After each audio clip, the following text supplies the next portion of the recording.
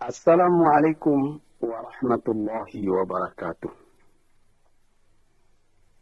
Para pendengar, peminat kaset-kaset saya ini, laki-laki dan perempuan, baik yang sedang tinggal di rumah atau dalam mengembara dalam perjalanan yang jauh dengan mobilnya, diputar kaset, didengarkan Nabuya berceramah.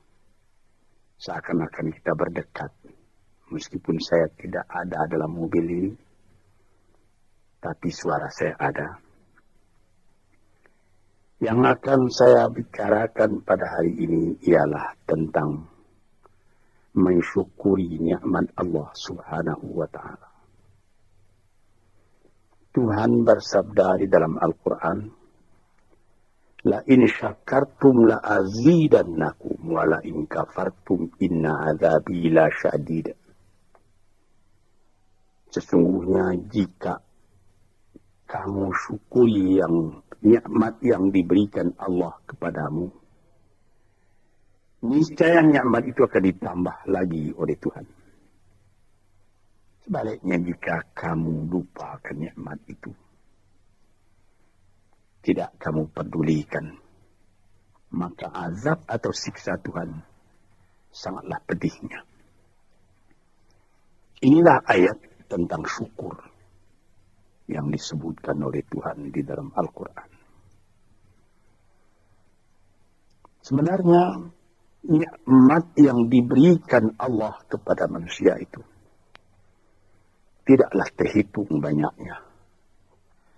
Tuhan pun mengatakan wa in ta'udu ni'matallah la tuhsuha. Jikalau kamu hendak menghitung nikmat Allah, tak dapat kamu membilang berapa nikmat itu. Ada alat-alat modern sekarang yang dipakai orang, komputer, yang dapat menghitung berjuta-juta, bahkan bermiliar dengan cepat. Tapi bagaimanapun cepatnya hitungan komputernya nanti sudah rusak dan nikmat Allah belum juga semua dapat dituliskan. Apa yang kita syukuri? Apabila kita mengenal nikmat Tuhan itu, kita menjadi kaya dalam batin. Kita tidak jadi murung dalam hidup. Sejak dari matahari yang terbit di waktu pagi, terbenam di waktu sore, di waktu senja, lalu berganti dengan malam, dan apabila malam sudah datang, bintang-bintang pun berkelap-kelip di langit. Itu pun sudah kita syukuri jika kita mengenal Dia.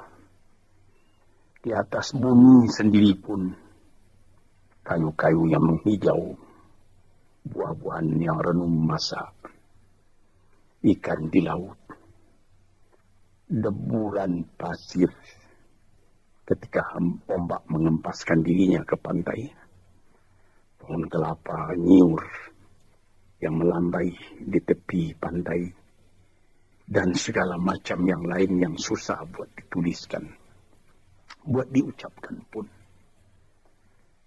menjadi perbandingan, menjadi peringatan kepada kita bagaimana besarnya nikmat yang melingkungi manusia ini. Tuan-tuan yang terhormat, di dalam Al-Quran Tuhan pernah bersabda, wa khalaqna lakum ma fil ardi jami'a. Semua isi bumi ini kami sediakan buat kamu. Kami sediakan buat kamu. Sehingga apabila kita melihat ke laut, melihat ombak itu berdebur ke pantai, lalu kelihatan dari jauh perahu nelayan menyusul ombak dan gelombang mencari ikan. Untuk siapa ikan yang dicarinya itu? Untuk kita makan. Apabila kita lihat padi menguning di sawah, kita tanamkan padi itu. Untuk siapa buahnya? Untuk kita makan. Pisang yang tumbuh di pekarangan rumah kita, untuk kita makan. Malahan kalau kita lihat binatang-binatang berkaki empat, kambing, sapi, sapi, kerbau. Hei kambing, hei sapi, hei kerbau. Mengapa kamu gemuk? Mengapa kamu jadi besar? Kami disediakan buat kamu. Buat kamu. Payahlah menghitungnya. Sampai kepada buah-buahan yang ada, mangga, rambutan, durian, makanan-makanan yang lain-lain, lazat dimakan oleh manusia. Kalau sekiranya kita tanyai dan mereka dapat menjawab, tentu jawabnya akan sama semua buat kamu. Inilah nikmat oleh Allah Subhanahu wa taala. Wa sakhkhara lakum ma fil ardi. Dan segala isi bumi ini disediakan buat kamu. Di sini kita merasa dalam hati syukur. Allah Ta'ala pun memberi peringatan kepada kita. Walaqad karramna bani Adam. Wa hamalnahum fil barri wal bahri. Wa razzaqnahum minat tayyibat. Wa faddalnahum ala kathir mimman khalaqna tafdila. 4. Katanya, hai anak Adam, kami muliakan kamu di muka bumi ini. Kami angkat kamu di laut dan di darat. Di laut dengan kapal, di darat dengan kendaraan. Malah sampai sekarang di udara diangkat manusia. Dan diberikan rezeki. Padi menguning, buah-buahan. Yang manis-manisnya pun bermacam kemanisan. Dan diberikan lagi peringatan bahwa dari binatang yang lain, manusia lebih utama. Dijadikan Allah Ta'ala bermacam-macam binatang, bermacam-macam margastawa yang ada di muka bumi ini. Manusia juga yang lebih tinggi daripada semua. Dan sebagai patri daripada segala nikmat yang ada itu diutus Tuhan pula. Utusan-utusannya terdiri daripada bangsa manusia sendiri. Nabi-nabi dan rasul-rasul sejak dari zaman Nabi Adam, Nuh, Idris, Hud, Salih, Ishaq, Yaqub, Yusuf, Daud, Sulaiman, Zakaria, Yahya, Isa, Musa, dan lain-lain. Harun, dan lain-lain. Sampai kepada Nabi Muhammad SAW. Tanda cinta manusia itu sempurna kepada manusia. Cinta Allah kepada manusia itu sempurna. Dikirim manusia sendiri buat menyampaikan. Bagaimana manusia tadi supaya selamat dalam kehidupannya. Dan diberi peringatan kepada manusia bahwa hidup itu bukan sekedar yang sekarang saja.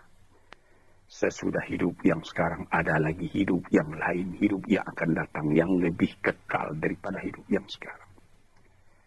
Hidup yang sekarang ini disebut al-hayatul faniyah.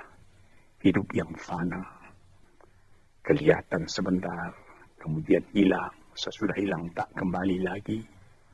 Tapi nanti disambut dengan al-hayatul baqiyah, hidup yang kekal.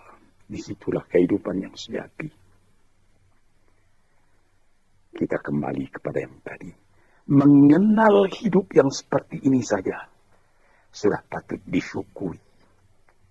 Kalau kita tidak mengenal hakikat dari kehidupan itu, apalah ubah kita dengan binatang. Tuhan pernah bersabda dalam Al-Quran. Dia katakan, walaqad zara'na li jahannama katsiran minal jinni wal insi lahum qulubun la yafqahuna biha wa lahum adhanun la yasma'una biha wa lahum a'yunun la yubsiruna biha wa lahum adhanun la yasma'una biha ulaika kal an'am bal hum adall wa ulaika humul ghafilun. Akan kami lemparkan kepada neraka kesengsaraan, api neraka jahanam. Manusia, dia berhati tapi tidak memperhatikan, dia bermata tak melihat, dia berkuping tak mendengar. Apa ubahnya manusia demikian itu dengan binatang? Bahkan lebih lagi sesatnya dari binatang. Sebab binatang kalau dia tidak berpakaian, tidak ada orang menyalahkan. Tidak ada kata salah, kata benar dan salah pada binatang. Sebab itu maka manusia yang tidak mempergunakan hatinya, matanya, telinganya, lebih hina dari binatang. Dan mereka itulah orang yang lalai, tak memperhatikan hakikat dari kehidupan itu. Maka tanda syukur kita kepada Allah. Kenallah dirimu dan kenallah hidupmu. Dari mana engkau datang? Di mana engkau sekarang? Kemana engkau pergi lagi sesudah ini? Kambing, sapi, kerbau tidak membicarakan ini. Dia cuma memikirkan makan. Manusia disuruh memikirkan ini. Taruhlah manusia itu tidak ada nabi, tidak ada utusan dari Allah datang. Akalnya sendiri pun di dalam kehidupan itu hendak mencari juga jalan yang baik, hendak menjauhi juga jalan yang buruk. Tak ada orang yang menyukai yang buruk dalam hidupnya. Walaupun orang yang telah terlanjur berbuat buruk sekalipun dia menyesali karena dia tidak dapat menahan dirinya. Sebab itu maka bersyukurlah kita kepada Allah. Kehidupan kita itu tidak disia-siakan, tidak disia-siakan oleh Allah. Ya, sabul insanu ayyutraka sudah. Apakah manusia menyangka bahwa dia akan dibiarkan saja, tidak terpelihara, berjalan tidak tentu arah? Tidak. Tidak. Sejak dari masa dalam menjadi nutfah lagi, sampai menjadi insan sudah menjadi pikiran kita. Bagaimana keindahan Allah menjadikan kita. Nah, sebab itu maka dikatakan, bersyukurlah. Syukurilah nikmat Allah itu. Sekarang timbul pertanyaan, bagaimana yang dimaksud dengan syukur itu? Saya pertalikan sedikit dengan falsafah. Sokrates apabila dia mempelajari keadaan alam, sesudah melihat keadaan alam ini, dia pun mempunyai iman bahwa ada yang menciptakan alam, yaitu Tuhan. Dia bersyukur. Mengetahui itulah hakikat hidup, kata beliau. Mengetahui itulah kebahagiaan sejati, kata beliau. Maka di sini kita melihat, syukur ya Allah, aku tidak dijadikan jadi binatang. Syukur ya Allah, aku tidak jadikan manusia yang sia-sia. Syukur ya Allah, aku terjadi dalam keadaan seperti ini. Sehingga aku tahu yang hak, tahu yang batil, tahu yang buruk, tahu yang baik, tahu dari mana asal perjalanan ini, dan tahu pula kemana tujuan perjalanan ini. Syukur kepada Allah karena kita tahu kita datang ke dunia cuma sekali. Sepintas, sekejap mata dibandingkan dengan umurnya dunia. Taruhlah orang berumur 100 tahun yang paling panjang. Tapi apalah artinya 100 tahun dengan umur dunia yang sudah miliar tahun. Dan apabila kita mati pun, dunia pun akan tinggal sepeninggal kita. Entah berapa juta tahun lagi, tidak tahulah. Sepintas zaman kita lalu ke dunia ini. Kita bersyukur karena kita diberi ingat. Yang sepintas zaman, yang sekejap mata itu harus kita isi. Sehingga setelah badan kita hancur di dalam bumi, kita masih hidup. Ini, saudara-saudara pendengar yang terhormat, kita sudah mati hancur di kandung tanah, tapi masih hidup. Ada orang yang berumur sampai 100 tahun misalnya, atau lebih sedikit, tidak pula banyak lebihnya itu. Belum saya mendengar berita di dunia ada orang yang berumur 200 tahun, tidak. paling banyak ya 120, 130 tahun itu pun sudah lemah. Nah, dalam umur yang sekian pendeknya kita lalui di dunia, dia bisa kita panjangkan. Dengan apa? Dengan sebutan, dengan amal, dengan bekas tangan, dengan iman dan amal saleh. Sesuai dengan apa yang disebut di dalam pantun Melayu, Pulau Pandan jauh di tengah. Di balik Pulau Angsa Dua, hancur badan di kandung tanah. Budi yang baik terkenang juga. Ada juga satu syair daripada Syauqi bagi penyair Arab Mesir yang terkenal. Ihfaz li nafsika qabla mautika zikraha. Fadzikru lil insani umrun thani. Sebelum engkau mati, peliharalah sebutan dirimu yang akan dikenang orang daripada dirimu.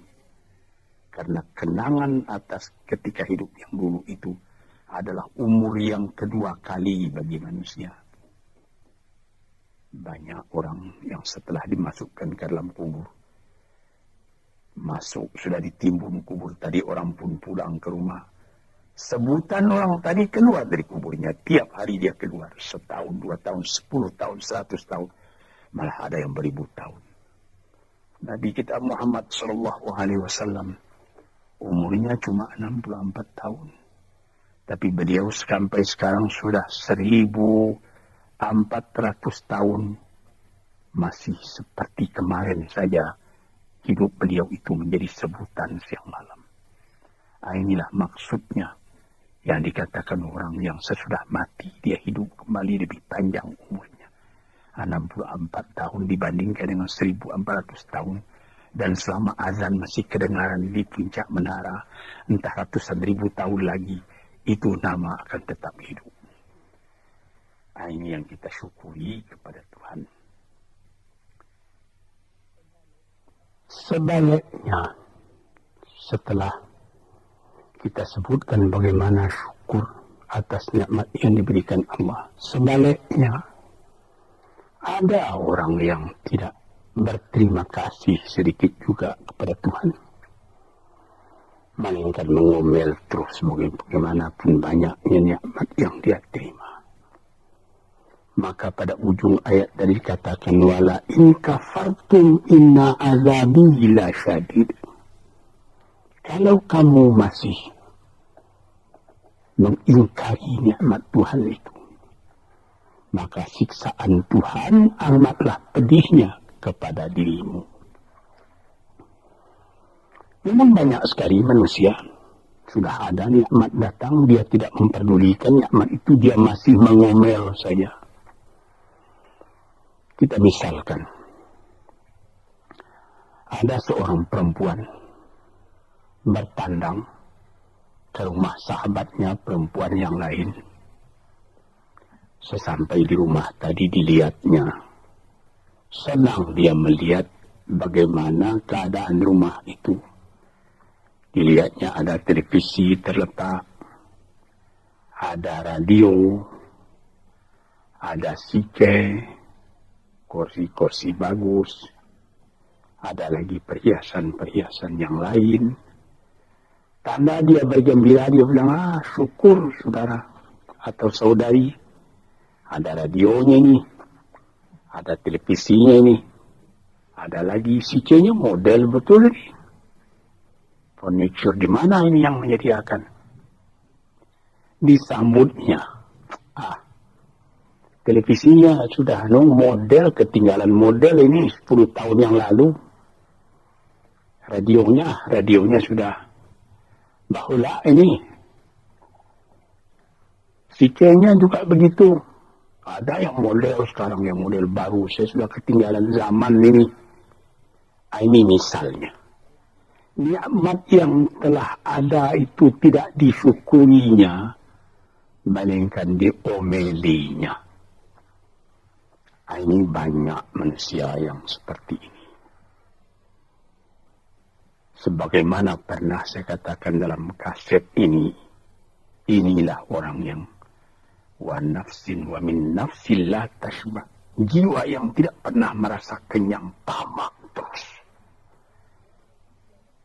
Orang seperti ini kalau dia ditimpa oleh kesusahan, akan seperti cacing kena panas orang seperti itu. Sebab dia tidak pernah bersyukur kepada Tuhan. Dapat percobaan sedikit sudah gelisah.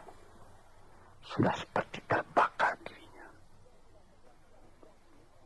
Dia tidak akan merasakan nikmat hidup walaupun bertimpa nikmat dalam rumahnya. Dia tidak akan merasakan nikmat hidup.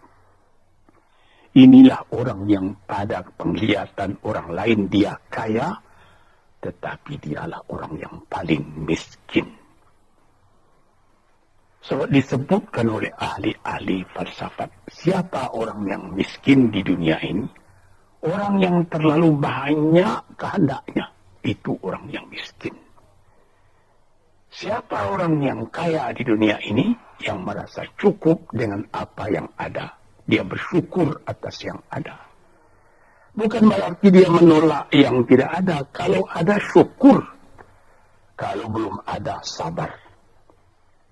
Jadi, syukur itu ada imbangan, yaitu sabar dan syukur. Syukur ketika nikmat datang, sabar seketika nikmat pergi atau hilang atau rusak. Sebab apabila sabar, itu pikiran tenang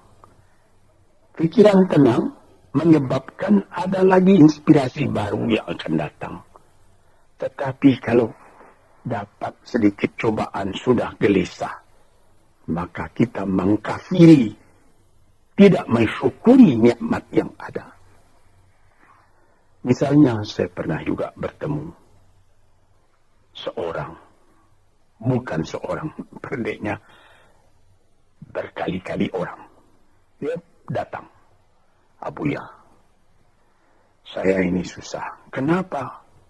Ya Buya mengatakan kalau kita suka-suka bertahajud, suka beribadat, dengan setia nanti apa yang kita minta dapat dikabulkan oleh Tuhan. Saya sudah 4 tahun tahajud saja sebentar malam, tidak dikasih apa-apa. Ini orang tidak bersyukur. 4 tahun dia bertahajud terus-menerus. Dengan apa dia bertelanjang? Tidak pakai mukena. Berapa dibeli mukena? Lampunya terang. Berapa ongkos lampunya? 4 tahun sakit. Tidak. Makan enak juga saban hari. Cuma permintaan belum dikabulkan. Nikmat yang ada dalam tangannya dia lupa karena mengharapkan nikmat akan datang. Inilah orang. Wa ila in kafartum inna azabi lasyadid. Kalau kamu lupa kepada nikmatku, azabmu yang akan kamu derita lebih sakit lagi. Misalnya tadi itu, saya sudah bertahajud sekian tahun, tapi permintaan saya tidak dikabulkan. Berfikirlah sedikit. Itu namanya perkataan kan kurang sopan kepada Tuhan. Seakan-akan kita yang menentukan, Tuhan, mari sini, kasih saya. Seperti begitu kita kepada Tuhan. Padahal bukan karena mengharapkan diberi apa-apa, itu yang menjadi pokok. Kita sebagai hamba Allah dihidupkan di dunia ini buat apa?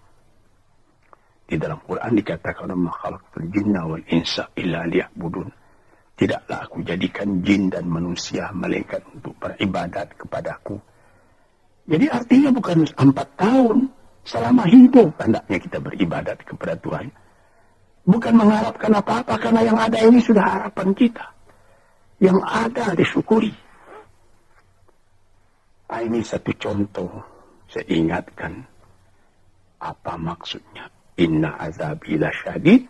Orang yang lupa kepada nikmat Allah, nikmatnya Allah dia lupakan, dia tidak bersyukur, siksaan datang. Siksaan apa? Gelisah hatinya selalu. Itu siksaan, itu gelisah. Sudah dapat mobil. Apa merek mobil? Mereknya Holden. Iya, tapi baru dipakai 2-3 hari. Iya, tapi sekarang ada lagi ini Holden. mau pakai Mercedes Benz, pakai apa lagi, BMW, Volvo, macam-macam pikirannya itu sudah siksaan buat dia. Padahal bukan pula dilarang mencita-cita yang baru itu, bukan dilarang. Tapi berpikirlah dengan wajar yang akan datang disyukuri, yang telah ada ini lebih disyukuri lagi. Orang gelisah karena mengharapkan yang baru. Dia lupa keadaan kekayaan yang ada pada dirinya sendiri. Cobalah. Kita kaya. Mobil ada. Rumah besar. Ini cukup. Tapi badan sakit. Bagaimana? Saya teringat salah seorang sahabat saya telah meninggal. Itu terkenal orang kaya besar. Bapak Rahman Tamin. Dia di rumah sakit. Dia ketika itu baru saja membuka pabrik tekstil di Surabaya. Jadi, bukan malah dia terkenal. Jadi ketika dia sakit, saya pergi melihat dia. Sekarang saya mengerti, apalah arti kekayaan saya yang banyak itu. Yang penting sekarang ini bagi saya sehat. Ini perkataan dari seorang mukmin yang mengetahui berapa nikmat Allah. Tapi nikmat yang paling besar itu kesehatan, bukan kekayaan. Dia berdoa kepada Tuhan, dia beribadat. Dia minta, ya Allah, sehatkanlah badanku atau tetapkanlah imanku. Ini saya pernah melihat. Di sini kita melihat bahwa kesehatan badan adalah kekayaan yang tidak ada nilainya. Walaupun engkau tidak mempunyai banyak kekayaan, tapi badanmu sehat, kekayaan berjuta-juta itu. Engkau tidak banyak kekayaan, tetapi engkau makan enak. Pernah saya juga berjalan-jalan dengan seorang teman orang kaya, naik mobil lalu di dekat sawah, orang-orang bekerja sawah. Ketika itu hari kira-kira pukul 12:30 hari, saya melihat bagaimana sesudah membajak sawahnya, orang yang punya sawah tadi makan. Dibawakan oleh istrinya dari kampung. Di dalam besek nasi yang akan dimakan oleh suaminya, dimakan oleh suaminya itu. Sehingga kawan saya yang punya mobil tadi, menjadi dalam hatinya itu seakan-akan iri. Saya yang tinggal di gedung besar, di rumah besar, mempunyai mobil beginian, tidak merasa enak makan seperti itu. Coba Tuhan, berapa nikmat Allah. Maka itu kita kembali kepada pangkal kaji tadi. Wa in syakartum la azidannakum. Apa nikmat yang telah diberikan oleh Allah Ta'ala, syukurilah. Apabila itu engkau syukuri, badanmu sehat, hatimu senang, dadamu lapang. Dalam hal itu insya Allah Tuhan memberikan lagi tambahan nikmat itu. Wala in kafartum, tetapi jikalau engkau lupakan nikmat itu, itu namanya sama dengan kafir. Melupakan nikmat itu sama kafir. Sebab kafir itu ada namanya kafir inad, kafir juhud, kafir nikmat. Kafir inad artinya keras kepala. Kafir juhud, ingkar, tak mau percaya.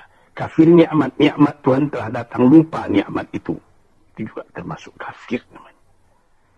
Kalau kita lupakan nikmat itu, maka kita sudah meracun diri sendiri. Makan tidak enak lagi. Mengapa? Ya habis. Rumah sewa saya sudah 40 pintu banyaknya. Tapi yang di sana tidak dibayar orang. Di sana itu hampir terbakar rusak. Jadi berapa? Ada 2 rumah. Jadi yang 30 bagaimana? Lupa itu. Inilah beberapa contoh daripada orang yang memungkiri nikmat Allah. Itu juga merubah kepada rupa muka kita. Orang yang selalu tidak puas Walaupun dia punya kekayaan sudah berlimpah-limpah, tapi rasa syukurnya tidak ada, makannya pun tidak enak. Di dalam rumah tangganya pun dia menjadi selalu berungutan saja. Ketika mula-mula datang sesudah penyerahan kedaulatan pada tahun 50 datang ke Jakarta, suami istri hidup dengan sederhana, makan enak, tertawa pagi, tertawa sore, apa yang ada dimakan yang tidak sabar. Kemudian berlimpah-limpah rezeki. Rezeki datang, mulai lalai daripada Tuhan. Mulai lupa kepada nikmat. Lama-lama tidak mensyukuri nikmat. Timbul berkelahi dalam rumah. Si laki-laki tadi melihat lagi ada perempuan yang lebih muda. Dia mau kawin lagi, ribut lagi dengan yang tua. Macam-macam. Nampak, sebagaimana saya katakan tadi, nampak oleh orang luar. Orang ini senang ini. Tapi di dalam rumahnya sendiri neraka. Dibikinnya sendiri neraka itu karena dia tidak mensyukuri nikmat. Dia bikin sendiri neraka itu sebab dia tidak sabar ketika percobaan datang. Di sinilah tuan-tuan pendengar kaset yang saya cintai. Saya katakan, di dalam agama kita disuruh qanaah. Apa? Menyambut dengan kedua belah tangan. Nikmat yang diberikan Allah. Kecil atau besar. Yang penting nilainya. Nilai nikmat itu ialah apabila kita terima dengan syukur. Dan kalau percobaan datang, kita tabahkan hati, kita sabar. Percobaan itu banyak. Harta, berniaga rugi, istri atau anak yang dicintai, mati misalnya, dan lain-lain sebagainya. Kita sabar menerima itu. Kita tabah menerimanya, sehingga kita tidak goyang. Ketika nikmat datang, kita syukur, jadi kita tidak sombong. Ketika percobaan datang, kita sabar, jadi kita tidak bingung. Kita punya hidup selalu tenang. Di dalam ilmu tasawuf disebutnya bahwa antara syukur dengan sabar itu adalah seperti sayap. Sayap sebelah kanan syukur, sayap sebelah kiri sabar. Kalau patah salah satu dari dua sayap itu, kita jatuh, tidak bisa kuat lagi. Jadi sebagaimana kapal terbang juga mempunyai dua sayap.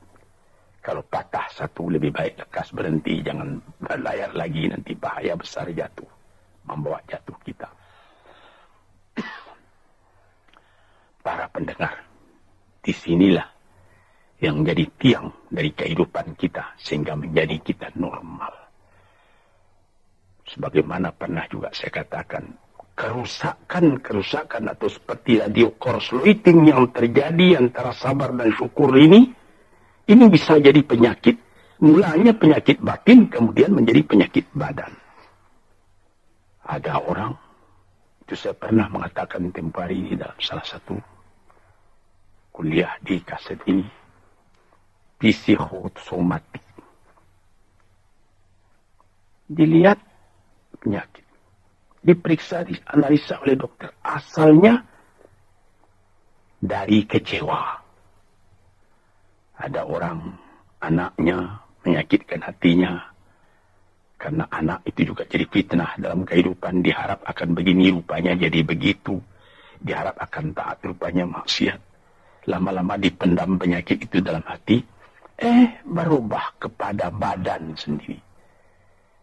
Kadang-kadang sakit jantung, kadang-kadang eksim, kadang-kadang kudis. Ajaib. Rupanya perjalanan darah diganggu oleh tekanan jiwa. Tekanan jiwa mengganggu tekanan jantung. Tekanan jantung mengganggu tekanan darah. Tekanan darah menjadikan penyakit basir pada badan. Sebab itu maka dikatakan, barang siapa wamat a'araba an dzikri fa innalahu ma'isyatan dhanka. Barang siapa yang menolak peringatanku, dia punya hidup nanti akan sengsara. Sengsara jadi penyakit. fi qulubihim maradun fazadahumullahu marada. Dalam hatinya ada penyakit, ditambah lagi oleh Tuhan dengan penyakit lain. Diperiksa oleh dokter. Badanmu tidak sakit, ini pikiranmu yang sakit. Macam-macam. Disinilah saudara-saudara yang terhormat. Maka syukur itu adalah satu nikmat yang kita sendiri mengusahakan supaya terjadi pada diri kita sendiri. Dan gelisah itu adalah laknat yang kita tumbuhkan sendiri. Sebagaimana pepatah orang Melayu, makan hati, berulam jantung. Hatinya sendiri dia makan, jantungnya sendiri diambil ulam, akhirnya kurus kering, pikiran pun jadi tertumbuk, cahaya mata pun menjadi muram, hati gelisah, kepercayaan kepada Allah tidak ada lagi, kepada hidup pun tidak ada lagi. Na'udzubillahi min dzalik.